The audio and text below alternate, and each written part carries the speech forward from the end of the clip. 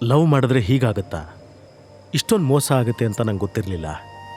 ಈ 3 ವರ್ಷ ಅವಳು ಗುಲಾಮನ್ ಥರ ಬದುಕಿದ್ದೀನಿ. ನನ್ನ ಮರ್ಯಾದೆ ಕೂಡ ಹೋಯ್ತು. ಇಷ್ಟೆಲ್ಲ ಆದಮೇಲೂ ಅವಳು ಮನಸ್ಸು ಕರಗಲೇ ಇಲ್ವಾ? ಬರೀ ದುಡ್ಡು ದುಡ್ಡು ಅಂತ ಸಾಯ್ತಿದ್ದಾಳೆ. ಪ್ರೀತಿಗಿಂತ ದುಡ್ಡೇ ಇಂಪಾರ್ಟೆಂಟ್ ಆಗೋಯ್ತಾ? ನಾವಿಬ್ಬರು 12 ವರ್ಷದಿಂದ ಮೀಟ್ ಆಗಿದ್ದು, ಪ್ರಾಮಿಸ್ ಮಾಡಿದ್ದೆಲ್ಲ ಮರ್ತ್ಬಿಟ್ಟಿದ್ದಾಳ.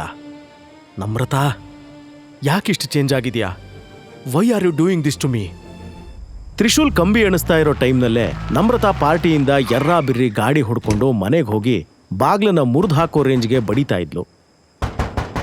ಮಮ್ಮಿ ಮಮ್ಮಿ, ನನ್ನ ನಿದ್ದೆ ಕಂಪ್ಲೀಟ್ ಹಾಳಾಗೋಯ್ತು. ನೀನು ಬಾಗ್ಲ ಹಾಕೊಂಡು ಗೊರ್ಕೆ ಹೊಡಿತಾ ಇದ್ಯಾ? Open the damn door mummy. Namratha ಕಿರುಚಾಟ ಕೇಳಿ ಅವಳಮ್ಮ ಗಿರಿಜಾ ಎದ್ದು, ಏನಾಯ್ತೆ? ಈ ಮಧ್ಯರಾತ್ರಿ ಯಾಕೆ ಮೈಮೇಲೆ ಭೂತ ಬಂದಿರೋ ಥರ ಕಿರ್ಚಾಡ್ತಿದ್ಯಾ? ಪಾರ್ಟಿಗೆ ಹೋಗಿ ಬಂದ್ಯಾ ಇಲ್ಲ ಮಾಟ ಮಂತ್ರ ಮಾಡೋ ಮಸಣಿ ಕಟ್ಟೆಗ? ಸುಡ್ಗಾಡ್ ಪಾರ್ಟಿಗೆ ಹೋಗಿದ್ದೆ, ಆದರೆ ಅಲ್ಲೂ ನನ್ನ ಬಿಕಾರಿ ಗಂಡ ಬಂದು ಎಲ್ಲ ಹಾಳು ಮಾಡ್ದ. ಏನೇ ಹೇಳ್ತಿದ್ಯಾ? ಅವನು ಅಲ್ಲಿಗೂ ಬಂದಿದ್ನಾ? ಏನಕ್ಕಂತೆ? ನನಗೆ ಗೊತ್ತಿಲ್ಲ ಮಮ್ಮಿ. ಹಳೆ ಸಿನಿಮಾ ಹೀರೋ ಥರ ಹೂ ಹಿಡ್ಕೊಂಡು ಬಂದಿದ್ದ. ಅದು ಸಾಯ್ಲಿ, ನಮ್ಮ ಕಂಪ್ನಿಗೆ ನಿನ್ನ ಫ್ರೆಂಡ್ಸ್ ಯಾರಾದರೂ ಹೆಲ್ಪ್ ಮಾಡ್ತೀನಿ ಅಂದ್ರಾ? ಹಾಂ, ಮಾಡ್ತಾರೆ. ನಿನ್ನ ಅಳಿಯ ಮನೆ ತೊಳಿಯ ಎಲ್ಲನೂ ತೊಳೆದು ಹಾಕ್ದ. ವಂಶಿ ಹೆಲ್ಪ್ ಮಾಡ್ತೀನಿ ಅಂತ ಬಂದಿದ್ದ. ಈ ರಾಸ್ಕಲ್ ತ್ರಿಶೂಲ್ ಅವನಿಗೆ ಹೊಡೆದು ದೊಡ್ಡ ಡ್ರಾಮಾ ಕ್ರಿಯೇಟ್ ಮಾಡಿದ್ದಾನೆ. ಇದೆಲ್ಲ ನಿನ್ನ ಅಜ್ಜ ಮಾಡಿರೋ ರಗಳೆ. ಏನಂತ ಆ ಬಿಕಾರಿ ಜೊತೆ ನಿನ್ನ ಮದುವೆ ಮಾಡಿಸಿದ್ರು, ಆಗಿಂದ ನಿನ್ನ ಲೈಫ್ ಬರ್ಬಾದಾಗ್ಬಿಟ್ಟಿದೆ. ಅವತ್ತೇ ಈ ಮದುವೆ ಸ್ಟಾಪ್ ಮಾಡಿದ್ರೆ ಇಷ್ಟೆಲ್ಲ ಆಗ್ತಾನೇ ಇರಲಿಲ್ಲ. ಮಮ್ಮಿ, ಇನ್ನು ನನ್ನ ಹತ್ರ ಅವನ ಜೊತೆ ಲೈಫ್ ಲೀಡ್ ಮಾಡೋಕ್ಕೆ ಸಾಧ್ಯನೇ ಇಲ್ಲ. I want divorce. ಅಯ್ಯೋ ಮಗ, ಹಾಗೆಲ್ಲಾದರೂ ಮಾಡಿಬಿಟ್ಯಾ? ನಿನ್ನ ಅಜ್ಜ ಮಾಡಿಟ್ಟಿರೋ ವಿಲ್ ನೆನಪಿಲ್ವಾ ನಿನಗೆ? ನೀನು ಅವನಿಗೆ ಡಿವೋರ್ಸ್ ಕೊಟ್ಟರೆ ಆಸ್ತಿಲಿ ಅರ್ಧ ಅವನಿಗೆ ಕೊಡಬೇಕಾಗತ್ತೆ. ಆ ಬೆಗ್ಗರ್ ತ್ರಿಶೂಲ್ ಅದಕ್ಕೆ ಅಲ್ವಾ ಕಾಯ್ತಾ ಇರೋದು. ಇದೆಲ್ಲ ಅವನು ಪ್ಲ್ಯಾನ್ ಮಾಡಿನೇ ಮಾಡ್ತಿರ್ಬೇಕು. ಪ್ಲೀಸ್ ಮಮ್ಮಿ, ಇನ್ನು ನನ್ನ ಕೈಲಿ ಆಗಲ್ಲ. This is the right time ಅಂತ ಹೇಳ್ತಾ ನಮ್ರತಾ ಮನ್ಸಲ್ಲೇ ಏನೋ ಸ್ಕೆಚ್ ಹಾಕ್ಕೊಂಡು ತುಟಿ ಸೊಟ್ಟ ಮಾಡಿ ನಕ್ಲು. ಜೈಲಲ್ಲಿರೋ ತ್ರಿಶೂಲ್ಗೆ ಮಾತ್ರ ಪ್ರೀತಿನ, ಸೆಲ್ಫ್ ರೆಸ್ಪೆಕ್ಟಾ ಅನ್ನೋ ಕನ್ಫ್ಯೂಷನ್ ಇನ್ನೂ ಮುಗ್ದಿರಲಿಲ್ಲ. ಆ ಪ್ರಶ್ನೆ ಅವನ ಮನಸ್ಸನ್ನ ಹಿಂಡಿ ಹಿಪ್ಪೆ ಮಾಡಿತ್ತು. ನೆಕ್ಸ್ಟ್ ಡೇ ಬೇಗ ಎದ್ದ ನಮ್ರತಾ ಫುಲ್ ಖುಷಿಯಾಗಿದ್ಲು. ರೆಡಿ ಆಗೋಕೆ ಅಂತ ಫೇವ್ರೆಟ್ ಪರ್ಪಲ್ ಡ್ರೆಸ್ ತಗೊಂಡು ಬಾತ್ರೂಮ್ಗೆ ಹೋದ್ಲು. ಸ್ವಲ್ಪ ಹೆಚ್ಚೆ ಅನ್ನೋಷ್ಟು ಮೇಕಪ್ ಮಾಡಿಕೊಂಡು ರೂಮಿಂದ ಹೊರಗೆ ಬರ್ತಿದ್ದಂಗೆ ಅವಳ ಸ್ಕೂಲ್ ಫ್ರೆಂಡ್ ಕಿರಣ್ ಹಾಲಲ್ಲಿ ಕೂತು ಟೀ ಕುಡಿತಾ ಇದ್ದ. ನಮ್ರತಾ ಅಂದರೆ ಅವನು ಸ್ಕೂಲ್ ಟೈಮಿಂದನೇ ಸಾಯ್ತಿದ್ದ. ನಮ್ರತಾ ಡಿವೋರ್ಸ್ ತಗೋತಿದ್ದಾಳೆ ಅನ್ನೋ ವಿಷಯ ಗಿರಿಜಾ ಇನ್ಫಾರ್ಮ್ ಮಾಡ್ತಿದ್ದಂಗೆ ಹೈ ಆ್ಯಂಡ್ ಕಾರ್ ತಗೊಂಡು ಮೀಟ್ ಮಾಡೋಕ್ಕೆ ಬಂದೇ ಬಿಟ್ಟಿದ್ದ. ಕಿರಣ್, ಎಷ್ಟು ದಿನ ಆಯಿತು ನೀನು ನೋಡಿ? ಜಾಬ್ ಮಾಡ್ತಾ ಇದೆಯಾ? ಯಾವುದೋ ಹೊಸ ಕಾರ್ ತಂದಿರೋ ಹಾಗಿದೆ. ಆ್ಯಕ್ಚುಲಿ ಆಂಟಿ, ನಂಗೆ ಪ್ರಮೋಷನ್ ಆಗಿದೆ. ಈಗ ನನ್ನ ಪ್ಯಾಕೇಜ್ 5 crore ಇದೆ. ದುಡ್ಡಿನ ದೊಡ್ಡತನ ಕೇಳ್ತಿದ್ದಂಗೆ ಗಿರಿಜಾ ಅವನ ಹಿಂದೆ ಮುಂದೆನೇ ಸುತ್ತಾಡ್ತಾ, ವಾವ್ ಕಿರಣ್, ನಿನಗೆ ನೋಡು ಎಷ್ಟು ಜವಾಬ್ದಾರಿ ಇದೆ. ನನ್ನಳಿಯನೂ ಇದ್ದಾನೆ. ಛೇ, ನಮ್ಮ ಫ್ಯಾಮಿಲಿಗೆ ಬ್ಲ್ಯಾಕ್ ಮಾರ್ಕ್. ಇದೊಂದು ಮದುವೆ ಆಗಿದ್ದು ನಮ್ಮ ಫ್ಯಾಮಿಲಿನ ಕುಣಿಕೆಗೆ ಹಾಕ್ಬಿಡ್ತು. ನಿಂಗೊಂದು ಗುಟ್ಟಿನ ವಿಷಯ ಹೇಳ, ಅವರಿಬ್ಬರು ಇವತ್ತಿನ ತನಕ ಒಂದೇ ರೂಮ್ನಲ್ಲಿ ಮಲಗಲೇ ಇಲ್ಲ. ಇದನ್ನ ಕೇಳಿ ಕಿರಣ್ ಮನಸ್ಸಲ್ಲಿ ಲಡ್ಡು ಬ್ಲಾಸ್ಟ್ ಆಯಿತು. ಆಸೆಗಣ್ಣಲ್ಲಿ ಗಿರಿಜನ್ನೇ ನೋಡ್ತಾ ಕೂತಿದ್ದ. ಇನ್ನೊಂದು ಕಡೆ ವಂಶಿ ಸಿಟ್ಟಲ್ಲಿ ಸುಡ್ತಿದ್ದ. ಮರ್ಯಾದೆ ತೆಗೆದಿರೋ ತ್ರಿಶೂಲ್ಗೆ ಸರಿಯಾಗಿ ಬುದ್ಧಿ ಕಲಿಸ್ಬೇಕು ಅಂದ್ಕೊಂಡು ಪೊಲೀಸ್ ಸ್ಟೇಷನ್ಗೆ ಕಾಲ್ ಮಾಡಿ ಇನ್ಸ್ಪೆಕ್ಟರ್ಗೆ ಲಂಚದ ಆಸೆ ತೋರಿಸಿ 3rd ಡಿಗ್ರಿ ಟ್ರೀಟ್ಮೆಂಟ್ ಕೊಡೋಕ್ಕೆ ಹೇಳಿದ್ದ. ತ್ರಿಶೂಲ್ ಮಹಾದೇವ್, ಯಾಕೆ ಬೇಕಿತ್ತು ನಿನಗೆ ಈ ದೊಡ್ಡ ಜನರ ಜೊತೆ ಅದಕ್ಕೆ ಪ್ರಸಂಗ? ಏಯ್ ಪಿ ಸಿ, ಅವನೆಲ್ಲ ಬಟ್ಟೆ ಬಿಚ್ಚಿ ಉಲ್ಟಾ ನೇತ್ ಹಾಕ್ರಿ. ಇವತ್ತು ಅವನ ಚರ್ಬಿ ಇಳಿಸ್ತೀನಿ. ಹತ್ರ ನಿಂತಿದ್ದ ಪಿ ಸಿ ಕಡೆ ನೋಡಿ ಇನ್ಸ್ಪೆಕ್ಟರ್ ಆರ್ಡರ್ ಮಾಡ್ದ. ಇಬ್ರು ಪಿ ಸಿಗಳು ಕೂಡಲೇ ತ್ರಿಶೂಲ್ ಹತ್ರ ಹೋಗಿ ಅವನ ಚಡ್ಡಿ ಬಿಚ್ಚಾಕೋಕೆ ಮುಂದಾದ್ರು. ಅವನು ಕೊಸ್ರಾಡೋದನ್ನ ಬಿಟ್ಟು ಸೈಲೆಂಟ್ ಐಸ್ ಥರ ಇದ್ದ. ಸುನಾಮಿ ಹೇಳೋ ಮೊದಲು ಶಾಂತವಾಗಿರೋ ಕಡಲು ಥರ ಕಾಣ್ತಿದ್ದ. ಏಕ್ದಮ್ ಆ ಪೊಲೀಸ್ ಸ್ಟೇಷನ್ ಸಿಚುವೇಶನ್ ಚೇಂಜ್ ಆಯಿತು. ಇಡೀ ಸ್ಟೇಷನ್ ತುಂಬ ಧೂಳು, ಮಣ್ಣೆಲ್ಲ ಹಾರ್ ಬಂದ್ವು. ಎಲ್ಲೋ ದೂರದಲ್ಲಿ ಹೆಲಿಕಾಪ್ಟರ್ ಬರೋ ಸೌಂಡ್ ಕೇಳಿಸ್ತು. ತ್ರಿಶೂಲ್ ಕಣ್ಮುಚ್ಕೊಂಡು ಏನು ನಡೀತಾ ಇದೆ ಅನ್ನೋದನ್ನ ಅರ್ಥ ಮಾಡ್ಕೊಳ್ತಾ ಇದ್ದ. ಇನ್ಸ್ಪೆಕ್ಟರ್ ಮತ್ತೆ ಪಿ ಸಿಗಳು ಬಾಯಿ ಬಿಟ್ಕೊಂಡು ಏನಾಗ್ತಿದೆ ಅಂತ ನೋಡ್ತಾ ದಂಗಾಗ್ಬಿಟ್ರು.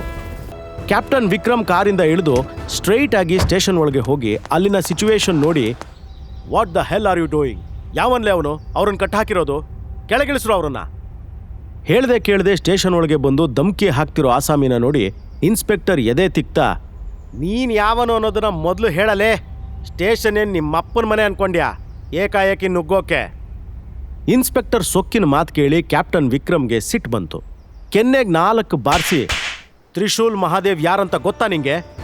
3 ವರ್ಷದ ಹಿಂದೆ ಈ ಕಾರವಾರ ಸಿಟಿನ ಕಾಪಾಡಿರೋ ಸೈನಿಕ, 700ರಿಂದ 800 ಜನರನ್ನ ಏಕಾಂಗಿಯಾಗಿ ಕೊಂದಿರೋ ಒಬ್ಬ ಮಹಾಯೋಧ, ಇಂಡಿಯಾದ ದೊಡ್ಡ ಸೀಕ್ರೆಟ್ ಏಜೆನ್ಸಿಯ ಚೀಫ್ ಮೇಜರ್ ತ್ರಿಶೂಲ್ ಮಹಾದೇವ್. ಆ ಹೆಸರು ಕೇಳಿ ಇನ್ಸ್ಪೆಕ್ಟರ್ ಪ್ಯಾಂಟ್ ಒದ್ದೆ ಆಗೋ ಎಲ್ಲಾ ಲಕ್ಷಣನೂ ಕಾಣಿಸ್ತು. ಎಲ್ಲಾದ್ರೂ ಜಾಬ್ಗೆ ಕೂತು ಬರ್ಬೋದು ಅನ್ಕೊಂಡು ಬೇಗ ಓಡ್ ಹೋಗಿ ತ್ರಿಶೂಲ್ ಕಟ್ಟೆಲ್ಲ ಬಿಚ್ಚಿ ಒಂದು ಗ್ಲಾಸ್ ನೀರು ಕೊಟ್ಟು ಹೊರಗೆ ಕುರ್ಚಿ ಮೇಲೆ ಕೂರಿಸ್ದ. ಕ್ಯಾಪ್ಟನ್ ವಿಕ್ರಮ್ ಮುಂದೆ ಬಂದು, ಮೇಜರ್ ಸರ್, ನಾವು ನಿಮ್ಮನ್ನ ಎಲ್ಲೆಲ್ಲಿ ಸರ್ಚ್ ಮಾಡಿಲ್ಲ, ನೀವು ನೋಡಿದ್ರೆ ಇಲ್ಲಿದ್ದೀರಾ. ನೀವಿರೋ ಸಿಚುಯೇಷನ್ ಬಗ್ಗೆ ನಿನ್ನೆ ನಂಗೆ ಗೊತ್ತಾಗಿದೆ. ಕಾರವಾರ ನೇವಲ್ ಕ್ಯಾಂಪ್ ಜೊತೆ ಕಮ್ಯುನಿಕೇಟ್ ಮಾಡಿ ಪೂರ್ತಿ ಬೆಟಾಲಿಯನ್ ಕರ್ಕೊಂಡು ಬಂದ್ಬಿಟ್ಟೆ. Sorry sir, I am late.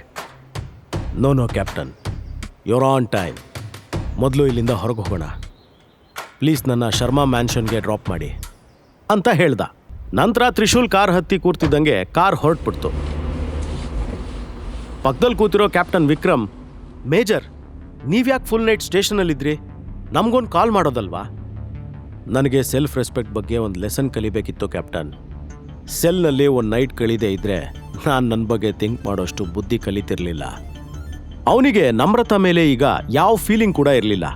But ಅವಳು ಆಡಿರೋ ಮಾತೆಲ್ಲ ಹಿಂಸೆ ಕೊಡ್ತಾ ಇದ್ವು. ಮೇಜರ್, ನಿಮಗೆ J&K ರೀಸನ್ನಲ್ಲಿ ನಾವು ಕೆಲವು ಕಂಡೀಷನ್ಸ್ ಹಾಕಿ ಕ್ಲೋಸ್ ಮಾಡಿಸಿ ಬಂದಿರೋ ಇಲ್ಲೀಗಲ್ ಆ್ಯಕ್ಟಿವಿಟೀಸ್ ಬಗ್ಗೆ ನೆನಪಿದೆಯಾ? ಆ ಸ್ಲೀಪಿಂಗ್ ಸೆಲ್ ಮತ್ತೆ ಆ್ಯಕ್ಟಿವ್ ಆಗಿದೆ. ಅವ್ರು ಕೆಲವೊಂದು ಕಂಡೀಷನ್ಸ್ ನಮ್ಮ ಹತ್ರ ಫುಲ್ಫಿಲ್ ಮಾಡೋಕ್ಕಾಗಲಿಲ್ಲ. ಸೊ ಯಾವತ್ತು ಬೇಕಿದ್ರೂ ನಮ್ಮ ಮೇಲೆ ಅಟ್ಯಾಕ್ ಆಗ್ಬೋದು. ಕ್ಯಾಪ್ಟನ್, 3 ವರ್ಷದ ಹಿಂದೆ ಅದೆಲ್ಲ ಬೇಡ ಅಂತ ಬಿಟ್ಟು ಬಂದಿದ್ದೀನಿ. Now I don't belong there. ಈಗ ನಾನೊಬ್ಬ ಕಾಮನ್ ಮ್ಯಾನ್ ಮಾತ್ರ. ತ್ರಿಶೂಲ್ನ ಡ್ರಾಪ್ ಮಾಡೋಕೆ ಆ ಪೂರ್ತಿ ಬೆಟಾಲಿಯನ್ ಗಾಯತ್ರಿ ನಗರಕ್ಕೆ ಹೊರಟಿತ್ತು. ನಮ್ರತಾ ಮನೆಯಿಂದ ಹೊರಗೆ ಬಂದು ಪೊಲೀಸ್ ಸ್ಟೇಷನ್ ಕಡೆ ಹೊರಟಿದ್ಲು.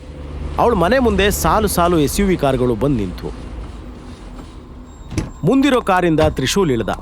ಇದನ್ನ ನೋಡಿ ಕಿರಣ್ ಮತ್ತೆ ನಮ್ರತಾ ಶಾಕ್ ಆದ್ರು. ತ್ರಿಶೂಲ್ನ ಡ್ರಾಪ್ ಮಾಡಿ ಆ ಬೆಟಾಲಿಯನ್ ಹೊರಟೋಯ್ತು.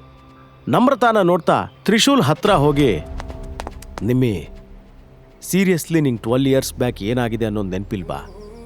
ಆ ಟಾಗೋರ್ ಬೀಚ್ನಲ್ಲಾಗಿರೋ ಅಟ್ಯಾಕ್, ಕಿಡ್ನ್ಯಾಪ್, ಬರ್ತ್ಡೇ ಯಾವುದೂ ನೆನಪಿಲ್ವಾ? Are you mad? ಅಲ್ಲ, ನೀನು ಜೈಲಿಂದ ಹೊರಗೆ ಹೇಗೆ ಬಂದೆ? ಹೇಗೆ, ಏನು, ಎತ್ತ ಅಂತ ನೀನು ಕೇಳೋ ಕ್ವಶನ್ಸ್ಗೆ ನನ್ನ ಹತ್ರ ಆನ್ಸರ್ ಇಲ್ಲ. ಬಟ್ ಲಾಸ್ಟ್ ನೈಟ್ ಪಾರ್ಟಿಲಿ ನನ್ನ ಜೊತೆ ತುಂಬ ಕೆಟ್ಟದಾಗಿ ನಡ್ಕೊಂಡೆ. ಅದರಿಂದಾಗಿ ನಾನು ನನ್ನ ಬಗ್ಗೆ ಥಿಂಕ್ ಮಾಡಬೇಕಾಯ್ತು. ಇಲ್ಲದೆ ಇದ್ದರೆ ನಾನು ಈ ಲೈನಲ್ಲಿ ಯೋಚನೆ ಮಾಡ್ತಿರ್ಲಿಲ್ವೇನೋ. ಏನು ರಬ್ಬಿಷ್ ಮಾತಾಡ್ತಾ ಇದೆಯಾ? ಮಿಸ್ಬಿಹೇವ್ ಮಾಡಿದ್ದು ನಾನಾ? ಡ್ರಾಮಾ ಕ್ರಿಯೇಟ್ ಮಾಡಿದ್ದು ನೀನು. ಪೊಲೀಸರು ಎಳ್ಕೊಂಡು ಹೋಗಿರೋದು ನಿನ್ನ. ಏನೋ ಬಡವ ಅಂತ ನಿಂಗೆ ಬೇಲ್ ಕೊಟ್ಟು ಬಿಡಿಸೋಣ ಅನ್ಕೊಂಡಿದ್ದು ನಾನು ಅಂತ ಹೇಳ್ತಾ ಇರೋವಾಗಲೇ ತ್ರಿಶೂಲ್ ಅವಳನ್ನು ತಡೆದು, ನನಗೆ ಡಿವೋರ್ಸ್ ಬೇಕು ನಮ್ರತಾ. ನಾನು ಲವ್ ಮಾಡಿರೋ ಹುಡುಗಿ ನೀನಂತೂ ಅಲ್ಲ. ತ್ರಿಶೂಲ್ ಡಿವೋರ್ಸ್ ಕೇಳಿದ್ ನೋಡಿ ಎಲ್ಲರೂ ಶಾಕ್ ಆದ್ರು. ನಮ್ರತಾ ಈಗೋ ಹರ್ಟ್ ಆಯ್ತು. ಸಂಪೂರ್ಣ ಕಥೆ ಕೇಳಲು ಪಾಕೆಟ್ FM ಅಪ್ಲಿಕೇಶನ್ ಡೌನ್ಲೋಡ್ ಮಾಡಿ. ಲಿಂಕ್ ಡಿಸ್ಕ್ರಿಪ್ಷನ್ ಅಲ್ಲಿದೆ.